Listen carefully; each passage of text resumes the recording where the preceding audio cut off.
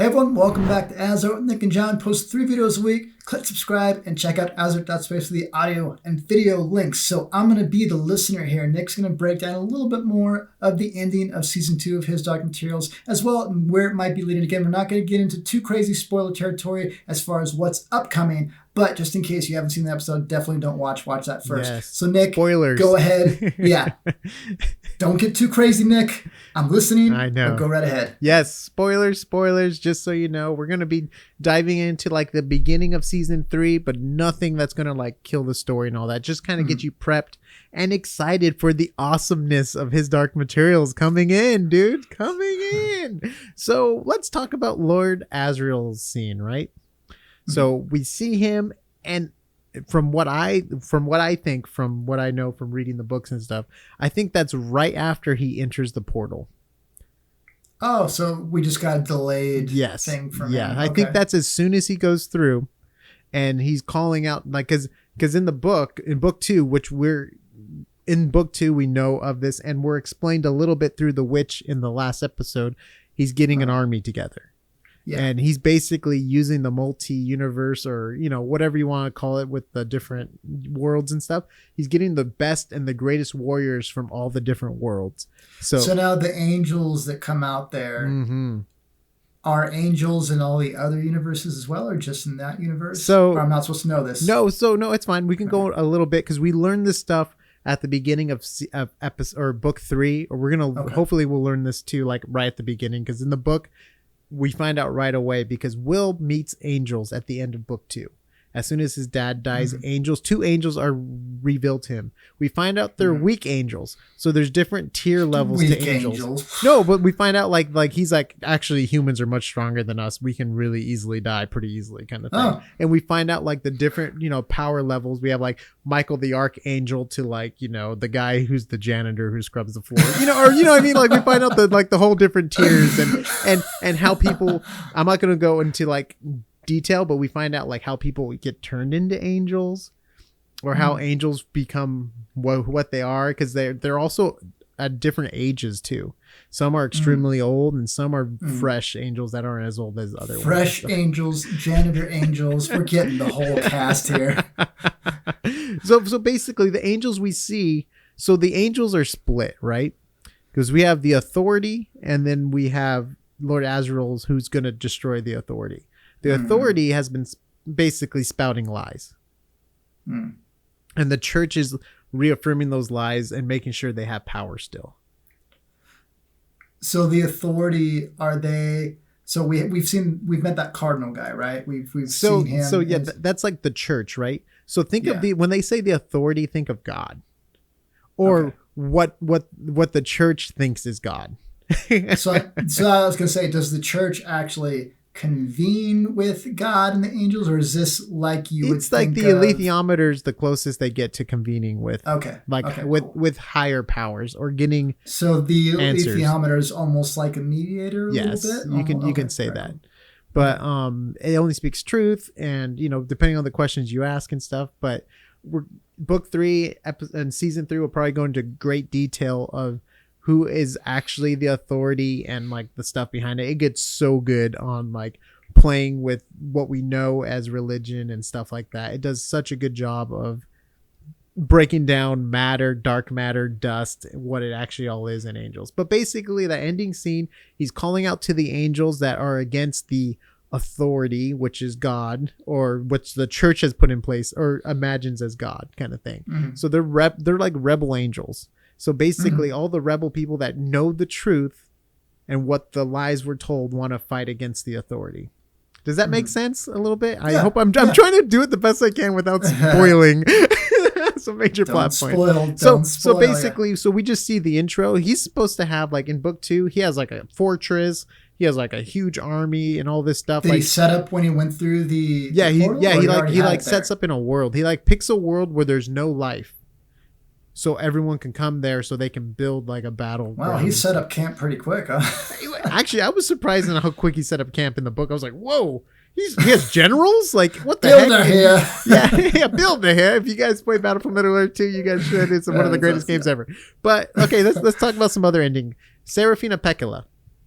She's with Lee Scoresby. Obviously, Lee Scoresby calls her because she left a flower in the book. It's a flower, but she left a needle pine from her, so he can call her and she can come. She's obviously late, but it's also kind of Lee's fault for forgetting to call her earlier. Yeah, I totally get it. So does the demon, his demon, remind him to do that in the book as well? Well, yeah, I think it's funny because like in the book he like mentions like, oh, and we're letting down Serafina Pekkala. He's like, oh, we have the thing. It's like he like forgot about it. It's like, dude, Mr. Frodo, the Eagles. But That's hilarious. It's okay. It's all good. It's all part of the story plot kind of thing. So let me ask one other slight question. So the witches in relation to angels, are they opposed to one another, or is it split in there as well? Is it something we shouldn't know yet? Just think of like witches aren't like angels. How about that? And angels don't really interfere too much with the world. You know what I mean? And like witches are much more involved in their world. And like but they're like angels. No, angels are completely dust or dark matter or light or whatever you want to call it. They're like, you know, more spirit than witches. Witches are still physical. Yeah. You know what I mean? So think of angels as just full spirits. So they're technically, majority of them are probably weaker because they don't have a body. They're not materialized. So the way they can be damaged could be, but they're stronger against other things, which we'll find out too. It's like a, you know, give and take. Yeah, exactly. Got to balance your units in an RTS game, you know. Yeah. No P stuff. Yeah. So basically, she's on her way back to her world to talk to York, and that's why I think we saw, you know, the King York. Yeah, you know, the polar bear, because he has a part to play on, because you know Lee was his friend. That was like the closest human friend he had, other than like he loved Lyra, and just like Lee loved Lyra so much, like in the books, like they would do anything for Lyra, and they have like a special place in their heart for Lyra. But Lee was extremely close to York, so she's gonna go tell the news, and that's gonna lead to a story plot at the beginning of season 3. Cool. To help, you know, wind it in and stuff. And I think the other big plot twist was Will not having angels around him. Like that was like, I mean, we might see something book 3 where they introduce angels being there, but like right away after his dad dies. By the way, if we talk about the differences between the book and another episode, the episode in a different video, we go deep into Will's thing. I don't want to repeat it all here because it's very long, the differences, but we'll put a link in the, you know, description and other fun places for you to go click and check it out. But he dies right after he finds out who his dad is, so he never gets to talk to his dad. Will never gets to talk to his dad, and then the angels appear right then and there to guide him with his mission to bring him to Lord Asriel. But he's like, I'm not going anywhere with Lyra, and we know Lyra is asleep with her mom. She's like under a spell, asleep. But she's under a spell. Yeah, like a spell or like dust or a drug. Because that's not explained at all in the show, right? No, it's not. But she's going to be drugged in eternal sleep, so she can't run up or get away, and Miss Coulter has control over her, basically. And that's why you saw her like asleep in the thing. Yeah, she's just like snoozing you just there. Put her in a chest. Huh? I mean, I could fall asleep anywhere. You could put me in a chest, in a trunk. I'll be fine. I won't be dead. I'll be fine. But Lyra, I'm just like, so she went for a boat ride in a chest. Yeah. Okay. Yeah. So, and then what we see at the end is her talking to Roger through a dream sequence. Because remember how Roger's like surrounded, and we're gonna find out more about Roger and where he's at and fun stuff like that. Cool, it gets really cool. Roger's I don't say he's coming back, but he's coming back, and at least with visions and stuff. Like, I'm not gonna spoil too much about Roger's story, but it's gonna be fun. It's gonna be good. It was a perfect setup because in the book, I don't remember her. Last we know is the witch I think she put a spell to help her sleep or something like that. So so that was the witch that put the spell. And then like when the battle happens between the witch and the specters, because Mrs. Coulter gives the idea to the specters like, go into the air and fly. So they're like, oh, we can fly? You know, then they start killing like witches in the air and stuff. It's like a whole thing because witches or specters don't fly until Mrs. Coulter lets them know like, yo, you can fly, just like a get over gravity in your head kind of thing. And then they so she's almost teaching them stuff. Yeah, she is, and she's buddies with them, but then she's buddies with them. But then she like leaves them. Like right now she's leaving with Lyra because now her priority is to protect Lyra. So I'm not gonna say who she's protecting Lyra from because that can be a huge spoiler, and it's a major plot change for Mrs. Coulter, which is super cool to see with her character.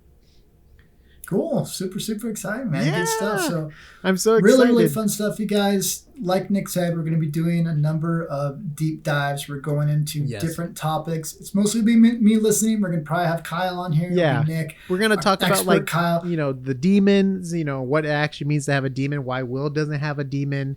Is Will going to get a demon because his dad had a demon, even though he's from a different world? Just cool things that's going to help explain the world and the story more to you, and why, and like at what point in history did it change where Will's world's different than Lyra's world and stuff like that when it comes to religion and stuff. And it's going to be so much fun, guys. It's such a good book. If you guys have an Audible account, go get an Audible account. If you guys like audiobooks, there's great audiobooks on it, and the author himself narrates the book in the audiobook, which I think is super cool, and they have actors doing the voices and stuff. My all-time favorite audiobook is the Harry Potter ones because Jim Dale does the voices of everyone, like Norbert, he does like all the voices, and I love that. I'm such a kid, like I love the voices, and it's fun to have different actors doing the voices and stuff in the book. But one great thing about the stuff we're going to be covering on here, you guys, again, it's going to be me mostly listening. I have not read the books, especially book 3. I have no idea what's coming, so there's not going to be any crazy spoilers. Kyle and Nick